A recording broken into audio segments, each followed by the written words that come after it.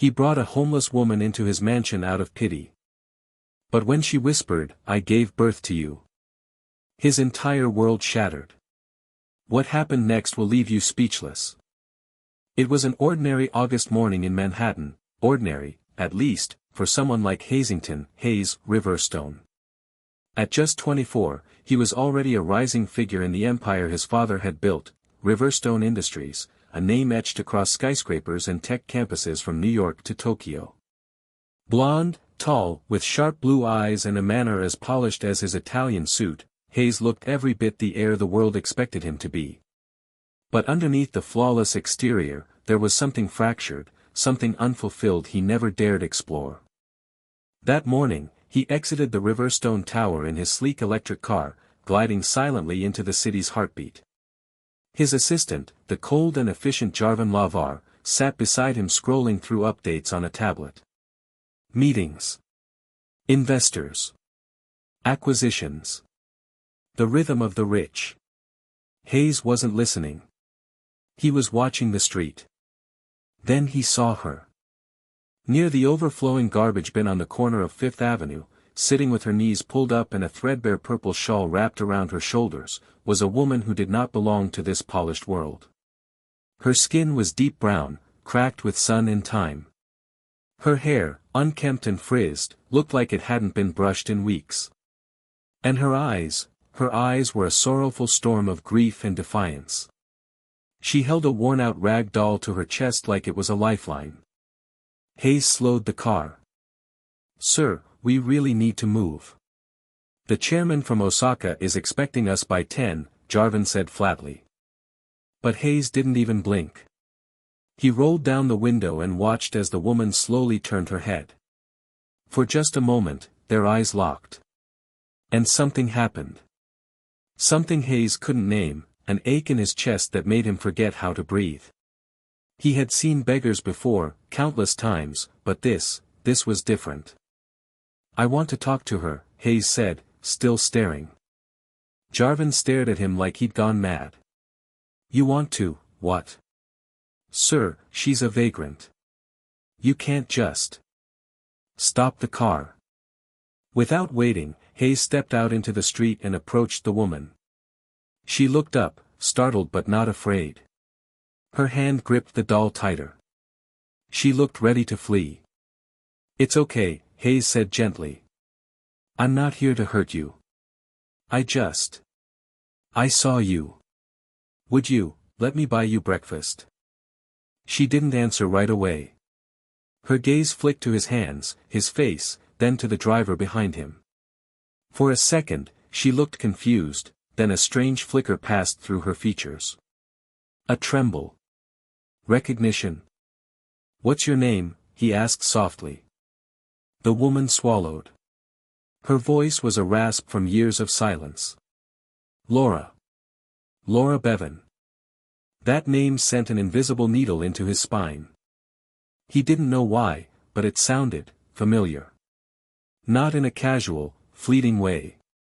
Deeply familiar, as if it had once been spoken in a dream he couldn't quite recall. He opened the door to the car and gestured. "Come with me, Laura. Just for some food. No expectations." She hesitated. Her hands trembled. But then, slowly, she stood up, still holding the doll, and climbed into the back seat. Jarvan's eyes widened. "Drive us to Juniper's Cafe," Hayes said. "Now." And as the car pulled back into traffic, Hayes Riverstone had no idea that his entire life, the legacy he stood to inherit, the family he thought he knew, and the identity he believed was his, was about to be turned inside out. Because the woman sitting behind him wasn't just another forgotten soul on the street. She was his mother. And the world had conspired to keep that secret buried for 24 years. The cafe was quiet, early enough that the brunch crowd hadn't poured in, but late enough that the scent of maple syrup and espresso lingered warmly in the air. Hayes chose a secluded corner booth near the back, away from the windows, where eyes were less likely to pry. Laura Bevan sat across from him, her fingers trembling as she wrapped them around the ceramic mug of water the waitress had brought. She hadn't spoken since they left the car. Hayes ordered them both something simple, eggs, toast, and black coffee. He could sense the way Laura flinched every time a server walked by. She barely lifted her head. Her once rich dark skin had grown dull with fatigue, her lips chapped, her hands cracked like dry earth. But beneath it all, something noble flickered in her bearing, like she wasn't used to being looked down upon, even if life had forced her to the bottom. He leaned in, his voice low and gentle. "Where have you been staying?" She gave a hollow laugh. "Wherever the shadows don't bite."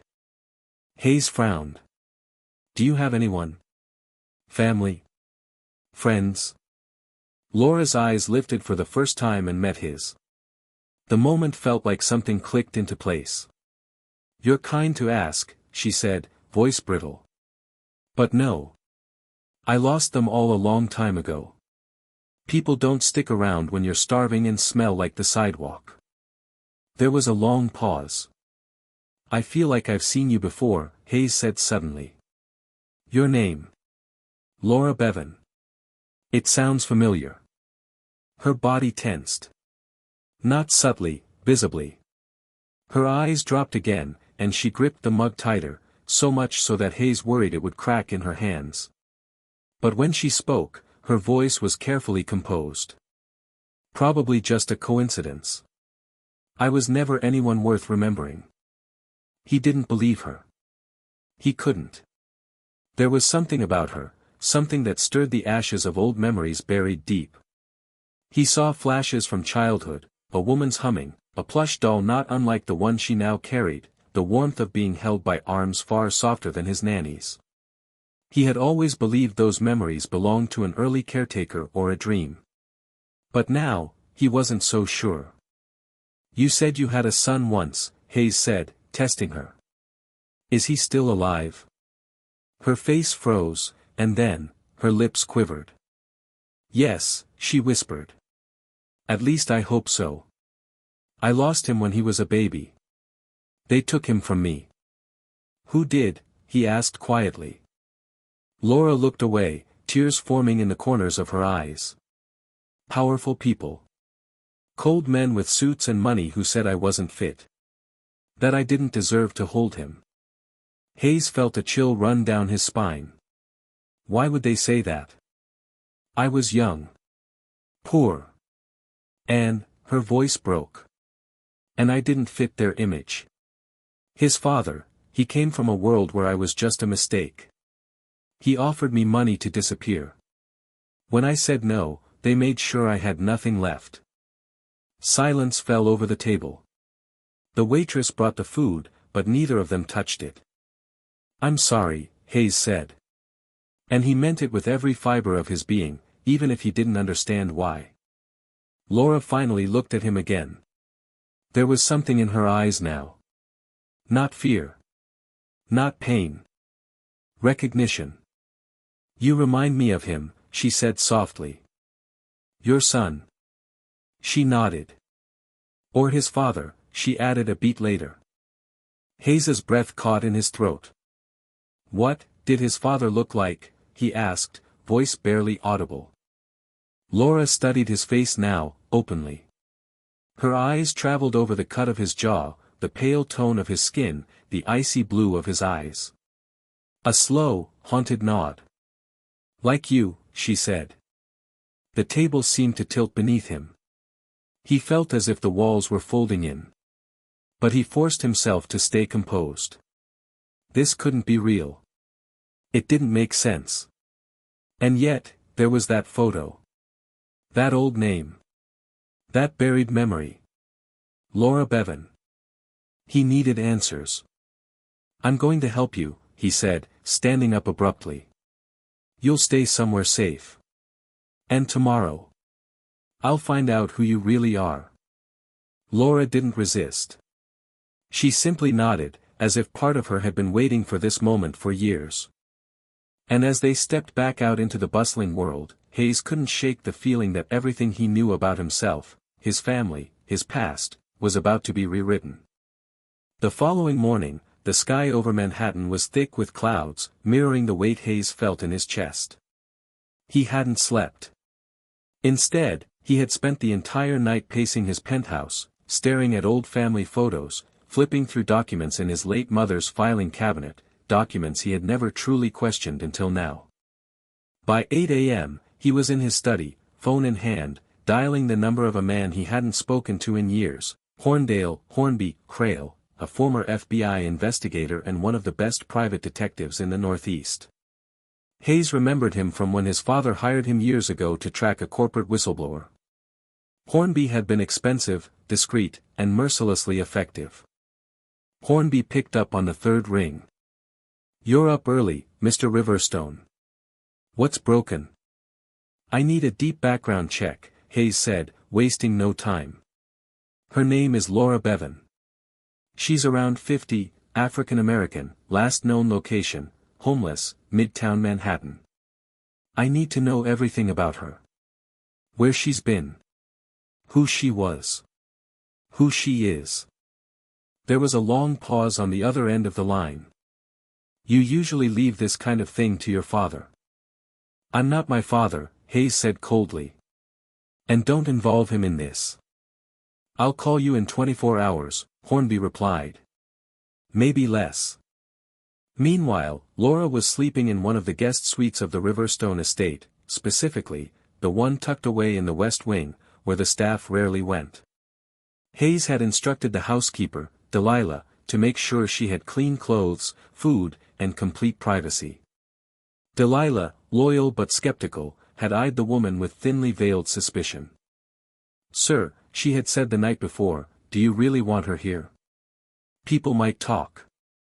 "Let them," Hayes had replied, his voice steel. "She's not going anywhere." Now, as the city stirred into life and the Riverstone mansion was filled with the smell of brewed coffee and polish, Hayes sat alone in the sunroom, reviewing security footage from the estate dated over 2 decades ago. The files were disorganized, and most of them had been scrubbed, probably by order of his father. But one small folder caught his eye, 1999, internal, personal. He clicked it open. There, amid grainy footage, was a video of his father, younger, with sharper features, standing beside a woman in a hospital gown.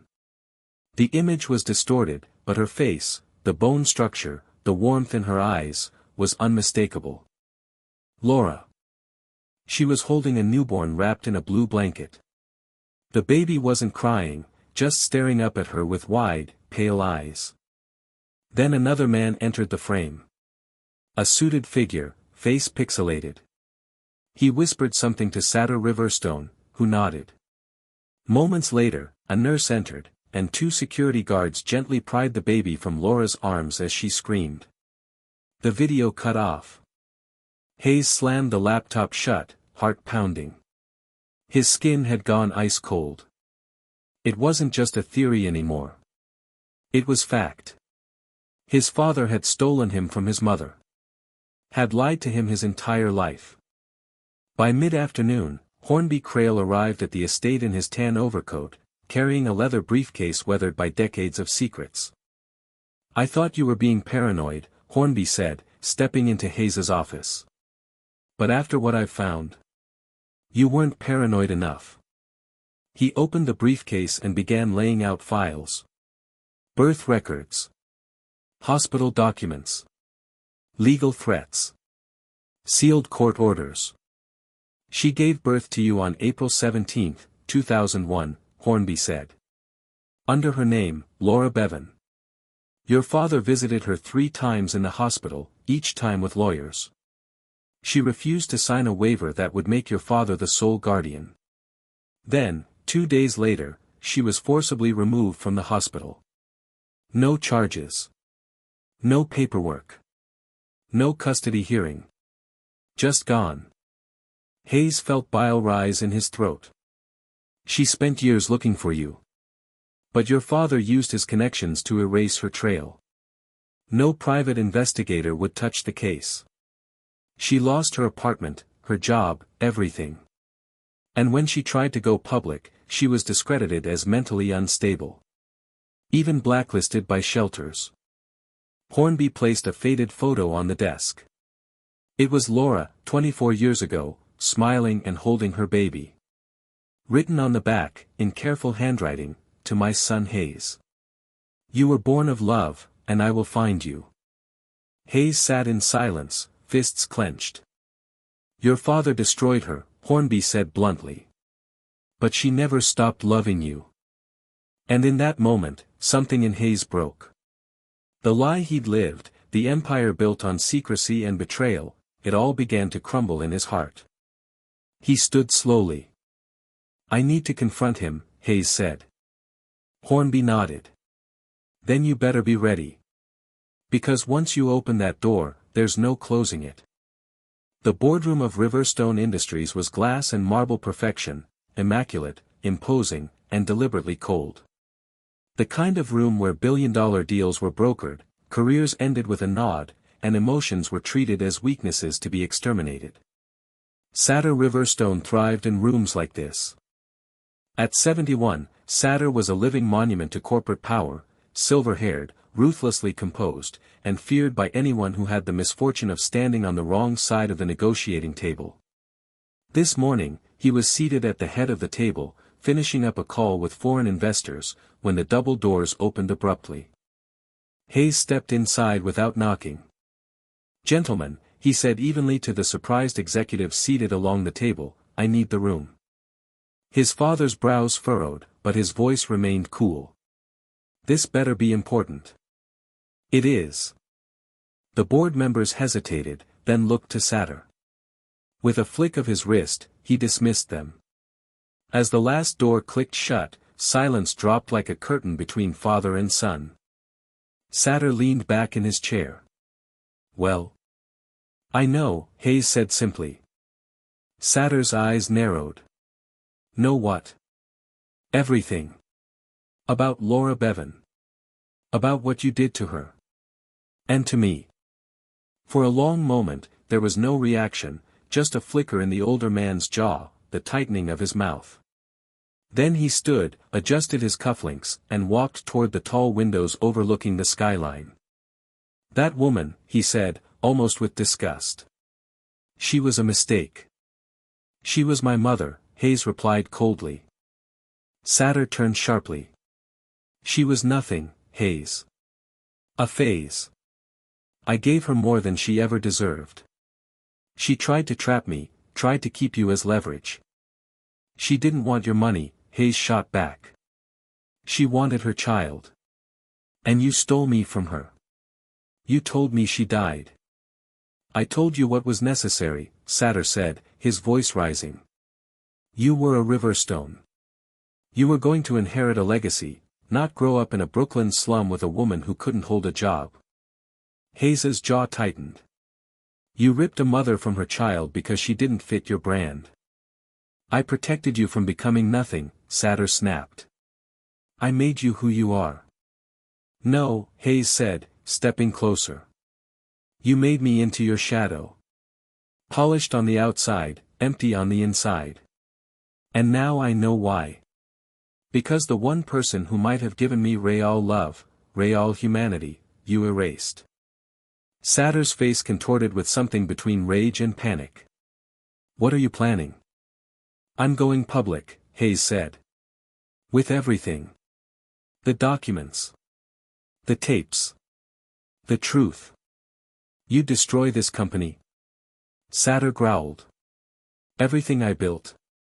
I'll rebuild it, Hayes said. But not on lies. You're my son, Satyr said, almost desperately. You don't have to do this. No, Hayes said, voice quiet now. I'm her son. And you're going to face what you did. Satyr lunged forward suddenly, slamming both hands on the table. You do this, and I'll cut you off. Disinherit you. You'll lose everything. Hayes didn't flinch. You already took everything that mattered from me. I'm not afraid of losing money. There was a beat of silence, then Satyr's shoulders slumped, just slightly. He sat down again, not like a titan, but like an old man, tired and cornered. You're making a mistake. No, Hayes said, turning toward the door. I'm correcting one. As he walked out, he felt a strange sensation creeping through him, not rage, not sadness. Something purer. Something heavier. Justice. And it had only just begun. The press conference was scheduled for noon, but by 11:15, the marble courtyard outside Riverstone headquarters was already flooded with reporters, camera crews, and murmuring onlookers. The company's insignia, a silver lion clutching a globe, shimmered in the background, once a symbol of strength, now overshadowed by the rumors swirling through every media outlet in New York. Inside the building, Hayes stood before a tall mirror in his private office, adjusting his tie with unsteady fingers. His suit was flawless, his expression calm, but his stomach churned. For 24 years, he had lived in a carefully curated image built by a man who viewed emotion as a liability. And now he was about to set fire to that entire facade, live on national television. A soft knock on the door. "Come in," he said. Laura entered slowly, wearing a simple blue dress Delilah had bought for her. Her hair was freshly washed, her posture still tentative, but her presence filled the room like sunlight breaking through a storm. Hayes turned to her, his throat tight. "You look beautiful." She smiled faintly. "You look scared." "I am." Laura stepped closer and gently placed her hand over his heart. "That's how I felt the day they took you." He looked down, emotion rising. "I still don't understand how he could do it," he whispered. "All these years. I thought I was missing something. Turns out I was missing you." Laura blinked back tears. "I used to walk past this building every week. Just to feel close to you, even if I couldn't see you. And now here we are." A silence fell between them, quiet, sacred. Then Hayes took a deep breath and reached for the stack of documents on his desk. "This is everything," he said. "Proof of what he did. The falsified birth records. The sealed hospital documents. The court orders. It's time the world knows who you are." Laura hesitated. "And who you are." At exactly noon, Hayes stepped out onto the podium. The flash of cameras was blinding, the sound of murmurs deafening. But when he raised his hand, silence fell. "Thank you all for coming. I have a statement to make, not as the executive vice president of Riverstone Industries, but as a son." He paused, letting the weight settle. "For 24 years, I lived believing my mother had died during childbirth. That was a lie. The truth is, my mother is alive. Her name is Laura Bevan. And she's here with me today." Gasps. A wave of stunned murmuring. "My father, Satyr Riverstone, orchestrated her removal from my life. He paid off hospitals, buried legal proceedings, and destroyed her livelihood to protect his image and the Riverstone name. She spent 2 decades homeless, while I lived in luxury, never knowing the truth." Reporters began to shout questions, but Hayes raised his hand again. "I have with me the evidence to support every word. I'm turning it over to the public, to the press, and to the authorities." He reached out, and Laura joined him on stage. She stood quietly, her back straight, her eyes locked on the crowd. Hayes took her hand and held it high. "I will not inherit a company built on cruelty and lies. Effective immediately, I am relinquishing my current position and forming a new organization, built in her name, dedicated to protecting mothers who have been silenced by power." The audience erupted, some in applause, some in disbelief, some scrambling to call their editors. But none of that mattered to Hayes anymore. Afterward, they returned to the estate. It was quiet, the sun dipping low in the sky. Laura sat in the garden, her hands brushing through the lavender, as if reacquainting herself with a world that no longer pushed her to the edges. Hayes joined her, sitting in the grass. "You did it," she said softly. "No," he replied. "We did." And for the first time in years, he felt whole, not because he had exposed his father, or even because he had spoken the truth, but because he had found what had been missing all along. Love. The mansion felt different now. It was the same stately building with its polished floors, vaulted ceilings, and heavy chandeliers, but the atmosphere had shifted. There was no longer the sterile coldness Hayes had grown up with, the eerie silence enforced by discipline and power. Instead, there was warmth in the air. The sound of Laura's quiet footsteps echoing down the hall in the early morning. The faint music she hummed while making tea in the kitchen. Even the staff, once mechanical in their routines, had begun to soften around her. But for Hayes, the hardest part had only just begun. The press fallout had been seismic.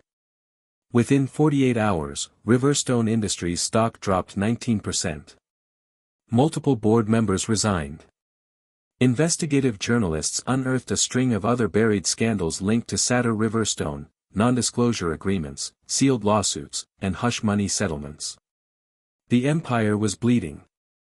Satyr, for the first time in decades, was silent. Hayes knew it wouldn't last. On the third day, a letter arrived.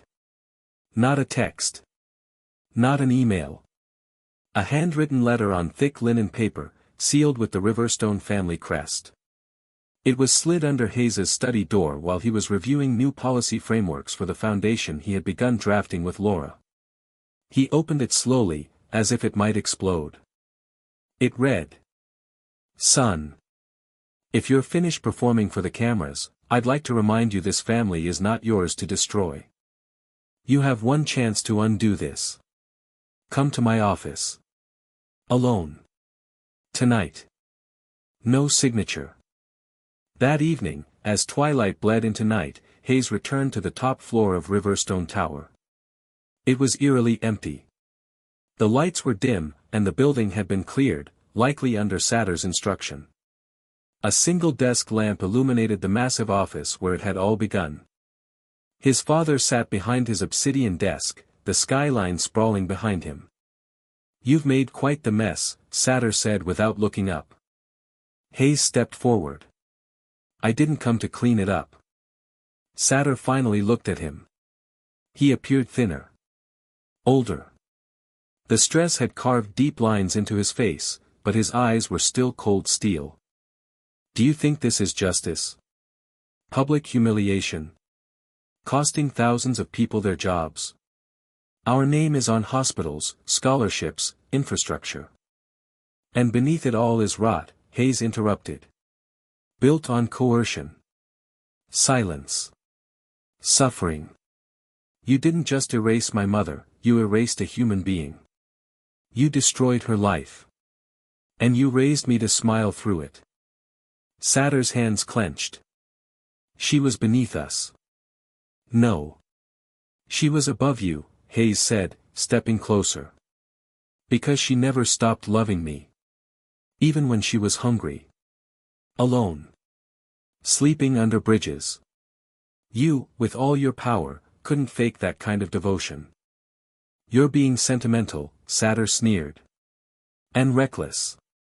You've crippled this family's legacy." "I'm rebuilding it," Hayes said. "But not in your image." Satyr stood now. "You'll regret this." "No," Hayes replied. "You will." For a long moment, they simply stared at each other, father and son, mirror and fracture. Then Hayes turned and walked out without another word. That night, back at the estate, he found Laura in the greenhouse, surrounded by pots of blooming peonies and lavender. She was kneeling in the dirt, her hands covered in soil, face peaceful in a way he hadn't seen before. "I saw him," Hayes said quietly. Laura didn't look up. "Did he apologize?" "No. He's incapable." She nodded slowly. "Then leave him behind. We have our own roots to plant now." He knelt beside her, and for a while, they worked in silence, mother and son, side by side. They planted flowers in the same soil where secrets had once been buried. Only this time, what they were planting would grow in the light. The launch of the Bevan Foundation took place on a clear spring morning in Brooklyn, just 3 miles from the shelter where Laura had once waited in line for stale bread and a spot on the floor. The irony was not lost on her.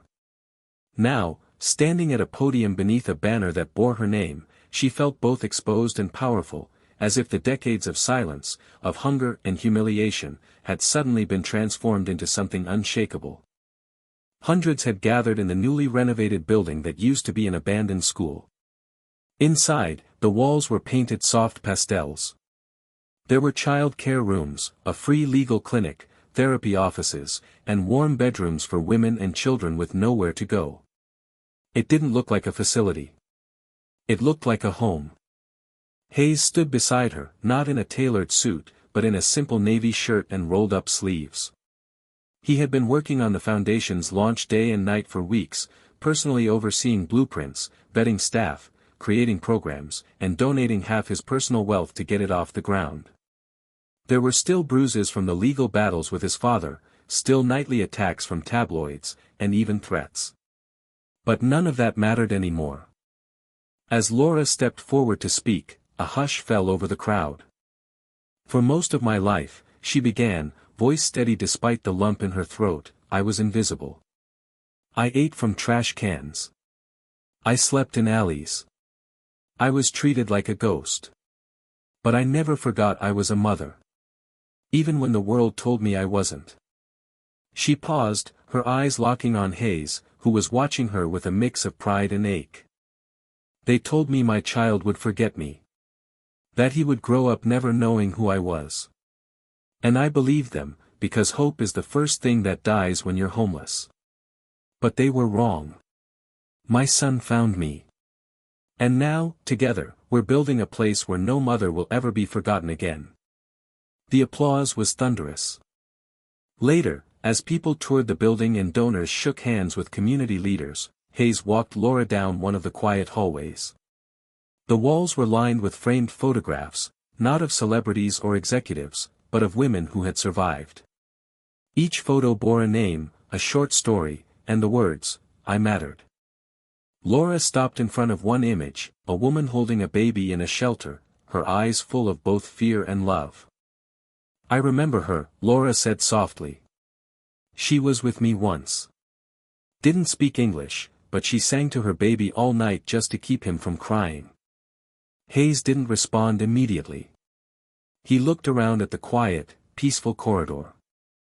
I think this is the most important thing I'll ever do, he said. Laura turned to him. It already is. That night, back at the mansion, Laura prepared dinner for the two of them, something simple, baked cornbread, spiced greens, and roasted chicken. Hayes had offered to order something gourmet, but she had insisted. I cooked this when I was pregnant with you, she said as they sat at the table. Didn't have much money, but I made it every week. He took a bite. The flavors were bold and earthy, filled with something that no chef could bottle, memory. This is incredible, he said, smiling. Laura laughed. You always loved it. Even before you had teeth. They ate together slowly, like people who were learning how to be family for the first time. After dinner, they sat on the back patio, watching fireflies flicker through the dark trees. You think people can really change? Hayes asked.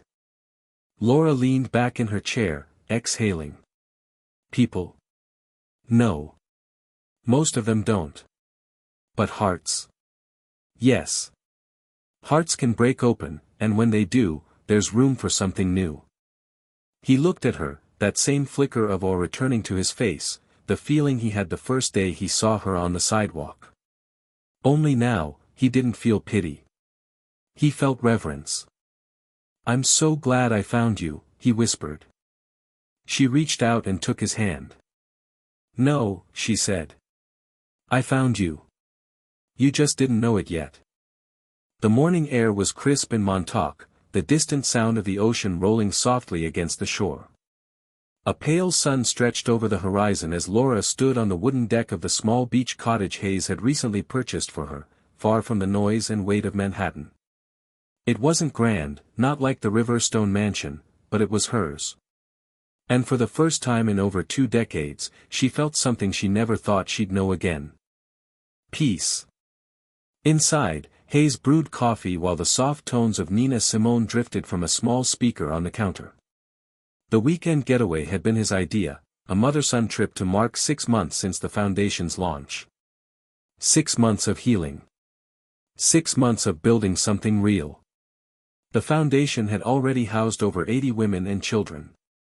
Partnerships were forming with shelters across the state.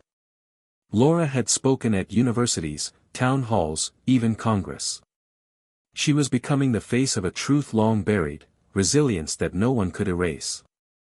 Hayes stepped onto the deck with 2 steaming mugs, handing one to her. "Still take it black?" he asked. She smiled, taking a sip. "You remember." "I remember everything now." They stood in silence, watching the seagulls glide above the waves. Then Hayes spoke, almost hesitantly. "I had a dream last night. You were in it." Laura turned to him. "We were in some kind of church. You were wearing white. And there was this light all around you, like you were glowing. And I was a child again, just, standing there, looking up at you. You didn't say anything. You just held out your hand." Laura's eyes shimmered, the emotion creeping in. "I had that dream too," she whispered. He looked at her, stunned. "What?"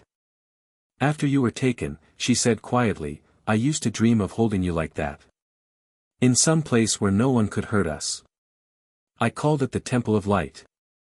I used to pray you'd find it someday, even if I couldn't." Hayes swallowed hard.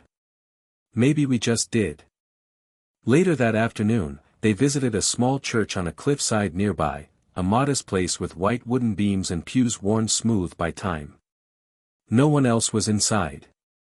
The sun poured through the high windows, bathing the sanctuary in gold. Laura walked slowly to the front, her hands brushing along the pews. She sat in the front row, eyes closed, as if listening to something deeper than sound. Hayes knelt beside her, not out of religion, but out of reverence. "I used to hate God," he said softly. "For taking my mother. For making me feel like something was missing every day of my life." Laura opened her eyes, turning to him. "But he didn't take me," she said gently. "He brought us back together." They sat in silence, enveloped by the soft creak of the wood, the breeze slipping through the doorframe, the stillness between breaths.